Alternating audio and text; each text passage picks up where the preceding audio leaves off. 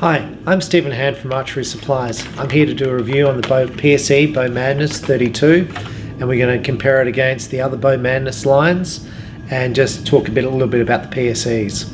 So a quick bit about the Bowmadness 32. It's 32 inches axle to axle, so from tip to tip. It shoots at 335 IBO feet per second. Its draw length is adjustable by rotating module down the bottom here. Very easy to adjust. You'll see there's letters here and they go from A to M. Each letter is half an inch, and there's a draw stop on the back just there, and that has a corresponding letter here. So you set it to whatever letter. This is currently set on C, which would be 29 because PSE, every bow is set at 29 inches. And the draw length is adjustable from 24 to 30 inches. And like I said, each letter is half an inch. So if you move it to A, that being 30 inches, B being 29.5, C being 29.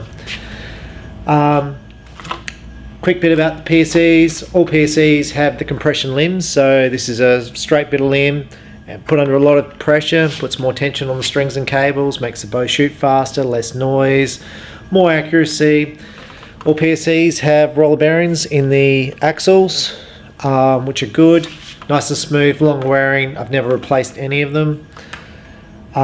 This is a 1.5 cam, so you have a yoke system at the top and a cam down the bottom. This is different to other PSEs. With other PSEs, you'll have a cam, a module at the top and a module at the bottom. This one, you only have a module at the bottom to adjust the draw length, so you've only got one module to adjust.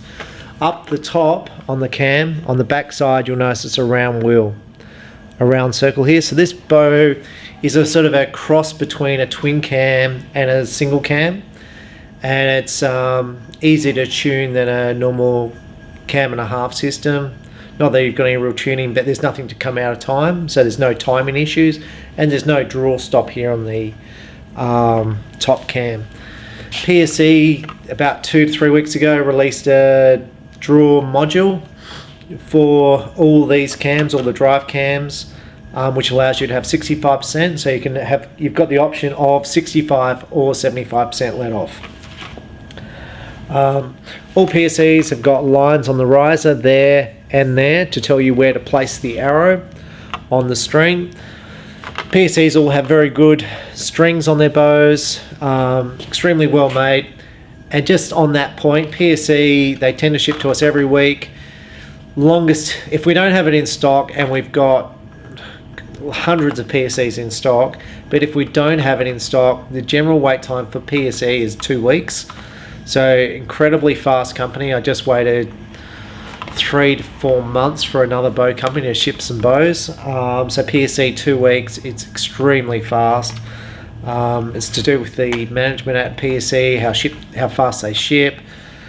The people who handle the shipping, extremely fast, very fast with, if you break your bow, which is what most people will do, their warranties are very quick. So I'm looking at about a 3-week wait time, turnaround on warranty parts to 2 weeks, which is extremely fast if we don't have it in stock. The strings have these little speed things which increase the speed of your string. Now on this bow is rated at 335 feet per second. It's about an $800 bow, Australian dollars, America probably $650 or something like that. But at this price point, it's not the fastest bow in its price point. Okay, there's other bows which are rated faster, not much faster. But I had an archer in a few weeks ago, and he wanted to compare bows off this price point, and he wanted to shoot them through the chrono. So we shot this bow through the chronograph, and we shot the other bows, all set up identical poundage, identical draw length. This bow shot, there was another bow was rated at 345. This bow shot 3 feet per second faster than a 345 feet per second bow. And it feels faster than a 335 bow. We've got many 335 bows in this shop. This bow feels much faster to shoot. And to me, it's made much faster. It's got the compression limbs, a good cam system. It just feels a much faster bow. So not in this review, but in another review, I'm going to compare this bow to many of the other $850 bows and compare them one for one, and we're going to shoot them all through chronos and compare them to see what's the best value at this price point. It's not a popular price point. This is a price point which is often jumped over by archers, so they started at a $450 bow and they seem to jump straight up to the decree. I asked PSE why this bow was fast for its speed, why it's shooting faster than the 335, because my theory was PSE's underrating their bows in speed. And I asked the other company whose speed was slow if they were overrating their bows in speed, and many bows are overrating the speed. And I got no response from both companies, but PSE might have got back to me on it, but I suspect they probably didn't know. But this bow substantially quicker than I think what you'll find is other bows who claim to be shooting 335, but we're going to test them. We're going to grab 4 or 5 bows, all claim to shoot the same sort of speed, same price point, and we're going to compare them pound for pound, scales, chronograph, and see which one's the best. I think this bow is going to rate one of the best, and I think it's one of the best bows at any price point. So I'm going to set this up, we're going to have a shot, we're going to compare the other Bowmadness lines. So Bowmadness 30. Bowmadness has been big for PSE for years. It's part of the Jury Brothers outdoor show. So Bowmadness 30, it's 30 inches axle to axle, but this has a single cam system, about $100 cheaper in price. 32 is a pretty standard size for hunting or your recreational shooter. 30 tends to be getting a bit short. Bowmadness also comes in a 34-inch version, same cam system, just slightly longer. Price point is about $100 more on the 34. Your target archers, your 3D archers will prefer the 34. It's rated at 5 feet per second faster than the Bowmadness 32. It's rated at 340 feet per second. So I'm going to set up the Bowmadness, and we're going to have a shot. And so see how it goes. And all things with PSE, you have all the sight holes here to change the sight in one of the many positions, so you can center your sight exactly where you want it. All PSEs have the standard mounting block here for PSE arrow rests. They all come equipped for PSE 2-piece quivers. This is in a Skullworks. It comes in black, Skullworks, or camo. And PSE have most of their accessories in the 3 colors: Skullworks, Infinity, or black. So we'll set this up and have a shot and see how it goes. Thank you. Okay, so I've set up the Bowmadness. I put a 5-pin hunting sign on it, a whiskey biscuit arrow rest, and a D-loop. I haven't fitted a peep sight to it because I just want to have a shot. So I want to feel what the draw cycle is, and I want to see what the vibration's like when I shoot it, how the draw cycle feels, and actually how the shot feels with vibration and speed. Now on this point, while assembling it, this here, the limb pockets are all metal. Many bows at this price point are plastic at this point. PSE, they have 6 engineers, 6, 7 engineers building their bows, and that means making improvements every year to their bow. Last year, 2014, this bow was a single cam bow. This year, 2015, it's a hybrid cam system, so you've improved the speed of this bow by 15 feet per second. You've added draw stops. Far better bow than last year. Okay, so what the engineers also do is look at all the other companies and say, at this price point, at the Bowmadness bow price point, what are the competitors' bows? What do they offer? Is there a bow better than their bow, than the Bowmadness at this price point? And PSE do this with all their bows. It doesn't matter if it's a $400 bow or a $1,000 bow. They look at their competitors and say, have we got a bow which is better than our competitors? And I talked to the engineers at PSE and the sales guys at PSE, very knowledgeable people, and they don't mind comparing other people's bows and saying what's better, what's worse, what do you like about other people's bows. What's fantastic about PSE is the adjustability. You can adjust this bow 12 turns on the limb bolts. Draw length adjustability means this bow suits anybody. Easy bow to sell.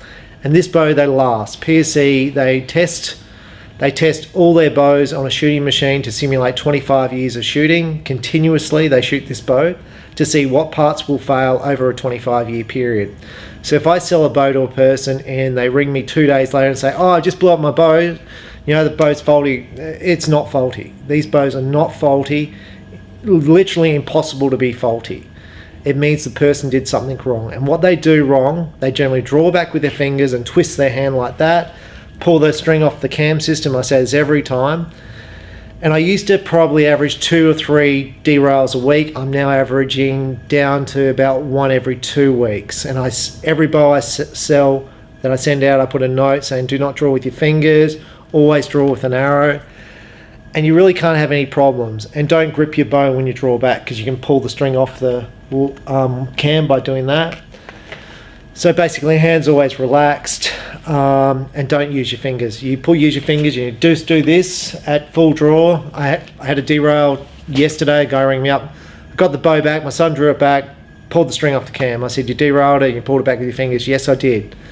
And I said, he goes, I've shot for 3 years, never had a problem. And I said, it's because you shoot a Chinese bow, which is long axle to axle, 40 inches, axle to axle, and it has no let off, very little let off. The bow you purchased had 80% let off, so you're holding about 10 pounds. As soon as you go like that, you can pull the string off the cables, off the cam system, and wreck your bow. Like, they fix it up, but it's just so much easier not to do it. And we did send out instructions with that, a big piece of paper saying, do not draw with your fingers, but he still did it. But anyway, we're going to go shoot this bow. So just on that point, PSE, they think that this bow is the best bow price for dollar in the industry. I think it's pretty close, so I'm going to do a test on all other bows at this kind of price range against all the other makes in the next video, and compare it, speed, chronograph them all, weigh them all, check what the manufacturers say compared to what actually happens, and see which bow I shoot better scores with. So I'm actually going to shoot some scores with these bows and see which one shoots the highest scores. I think I could shoot a good score with this bow. This bow is a pretty nice bow. You really can't tell a difference between the $850 bow and the $1,000 bow, but I mean, I tend to buy the 1,000 because it tends to have the latest technology. Like the more expensive bows, they have flexible cable guard. This is solid. But that's not really an issue to me. Like, it's just more adjustment. Like, this is simple. Archery needs to be simple. This works. So let's just have a shot. First thing, the grip. This is a standard PSE grip. All PSEs have the same grip. So you can shoot it low. I'm going to try medium because I've been averaging kind of a medium grip lately, because I'm shooting a Matthews as well. And I've got to shoot a grip because I've got to keep my thumb down, so I've got to kind of shoot a higher grip. With PSE I used to shoot quite low grips, but it doesn't make any difference to my accuracy which grip I use. So we're just going to draw this bow back. The grip's nice, it's comfortable. I'm drawing it back and it's solid, solid, solid, solid, solid, solid. And I can hold it here. Solid, solid, solid, solid. It's peaking a little bit more. Solid, solid. Now I'm starting to hit a valley. Valley, valley, valley, valley, valley, valley, valley, real valley now, really. And I've got the draw stop right now. It's relaxed to this point. So this is about 55, 56 pound bow, and I'm holding around 16 here. I can hold it all day long. I'm just going to let this down. So valley, valley, and it peaks there. So it doesn't really want to rip out of your hand. Like if you're shooting at full throttle, it's got a very short draw length. And if you just let off a little bit, it wants to rip out of your hand. It's not like this with this. This is quite comfortable all the way through. It's a solid draw right the way through, but the valley kind of lets off a little bit, so it's quite easy to hold, and it's not wanting to pull off. So if you are slacking and you're not pulling back against that wall hard, this bow is still going to shoot well. So with my PSE, like my Dominator, I've always got to draw back real hard against that wall. This bow doesn't feel like it in the draw cycle. Feels nice. Would I fit the 65% module for it? 65% module for this bow would increase the speed, and I'm going to guess maybe give you another 5 to 6 feet per second. Now, dropping the lead off, what it does, it gives you more back tension, so in theory it gives you a better shot. It puts less force on the arrow because there's less sudden impact, so it tends to stiffen up the spine just a smidge. But a lot of people like the high let off, especially hunters, because they like to aim. and just more let off just means you can aim for longer periods. So we're going to shoot this shot. So grip, nice and loose, draw it back, solid, solid, solid, solid. I'm always drawing back, aiming at the target too, not high above it. Now I'm hitting my anchor point there. I'm going to anchor on the target. Now I want to squeeze the release. Now there was very little vibration with this bow when I shot. It felt nice. It didn't want to jump out, didn't want to move left or right. It just sat there. I've got no wrist sling on this bow. I've got no stabilizer. We're just going to have another shot so you can see that again. So it felt really nice to shoot. Like the draw cycle's nice. You know, like the questions are, is this bow better than the PSE drive? Drive is a huge seller. It outsells this bow, but it's cheaper. It's 335 feet per second. So rated the same speed as this. Similar cam system. This is more machined out in these spots up here, so it reduces the weight a little. So you'd expect more speed on this bow. You've got a machine riser versus a cast riser on the drive. It's longer axle to axle than the drive, so it should be easier to shoot than the drive. And I've shot field rounds with the drive, and I've shot quite well with them, with the drive. I've shot very well with the drive. So I'd be more than comfortable to shoot this bow for, like, you know, competition archery.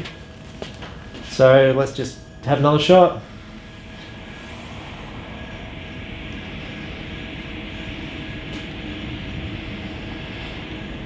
So I'm on the target. Seems to hold quite well. Like I said, I don't have a stabilizer, so.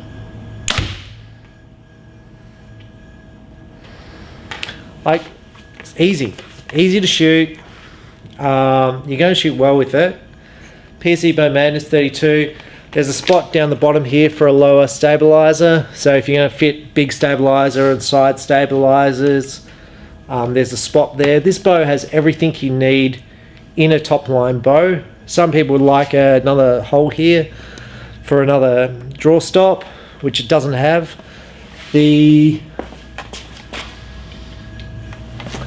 Just grab my full throttle. You'll see my full throttle has a hole at the top. The Bowmadness doesn't. How many people fit draw stops to the top? Some people do, not many, but I mean, that could be better. I would like probably a hole there for that. Overall, I think it's a great bow. I think price for dollar, awesome little bow. They've updated the draw stop, string stop down the bottom here for 2015 also. But overall, like a top little bow, shoots great. You'll shoot good scores with this for hunting, for target, for 3D. You're going to shoot really, really well with that. PSE Bowmadness for 2015, great little product. And PSE, a fantastic company with really good people working there. So check out PSE and check out the Bowmadness. Thank you.